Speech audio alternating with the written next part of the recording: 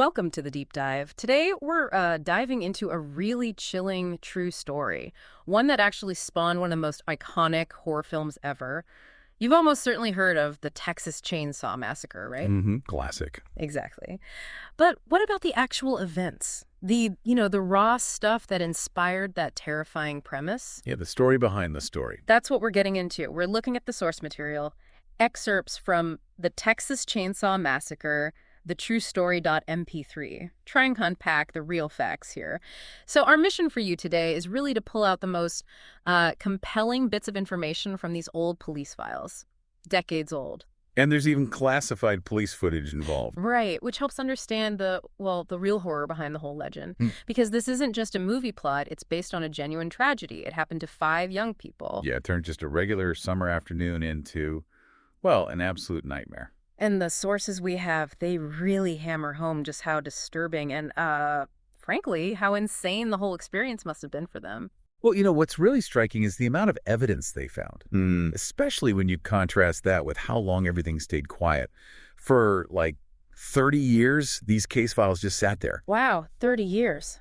In cold cases. Yep, Cold Cases Division. Yeah. Travis County Police Department, just collecting dust.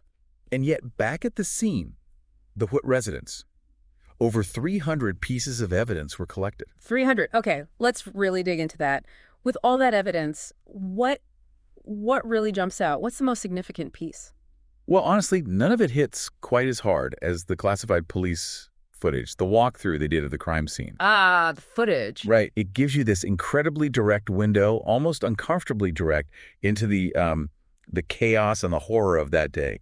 August 20th, 1973. Okay. About 3:47 p.m. Right there at the Whitway place on Route 17. That's where they found victim 1. So this isn't just some, grainy overview. No. This footage, it meticulously documents the scene, the angles, the sequence they found things in. It's very specific. So we're talking about a literal police recording right there at the scene, an unfiltered look. What exactly did it show? What did they see as they walked through, especially when they went down into that furnace room? Yeah, the furnace room. As the officers go down the stairs, the footage captures some really visceral details. I mean, you can clearly see these deep, frantic scratch marks down the plaster walls. Oh, wow. Scratch marks. Yeah. Suggesting a struggle. A desperate one. And prolonged, not just a quick scuffle.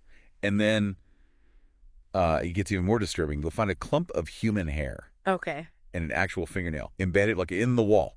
Lodged right there. Embedded in the wall. Yeah. The way it was positioned, it really suggests someone was fighting for their life in that confined space. Just pure desperation, pure terror. It's hard to even imagine those physical details. They tell such a horrifying story of the victim's final moments. Just awful.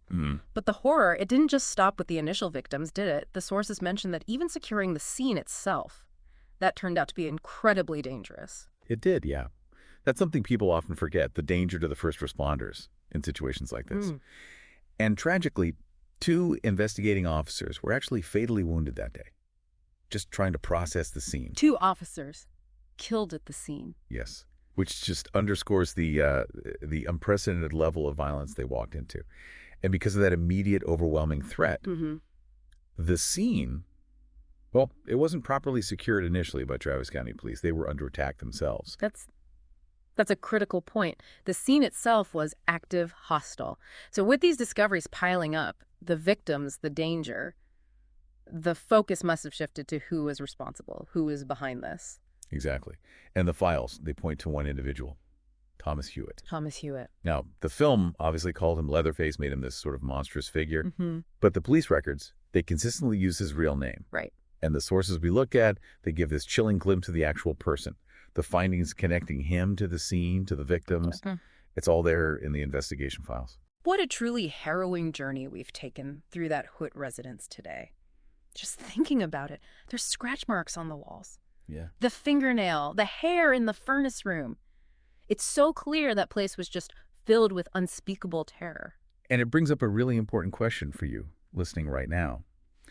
What does it even mean when the people sent to secure a crime scene, the police themselves, face that kind of mortal danger? 2 officers losing their lives that day. It just highlights the horrific reality of what happened. And it's compounded by the fact, as we said, that the scene wasn't properly secured because of the extreme violence they walked into. And this is where it gets maybe the most unsettling, this case. The one that inspired all that fear, the movie itself. It's Yeah. still officially open today. Still open after all this time.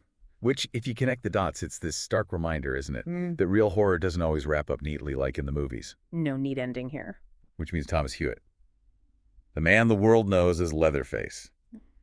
Technically, he's still out there. Yeah. Somewhere. That's a truly provocative thought to leave you with, isn't it? Just consider what that means in an open case like this. For justice, for the families, and just for our own understanding of what true horror can be. Still out there.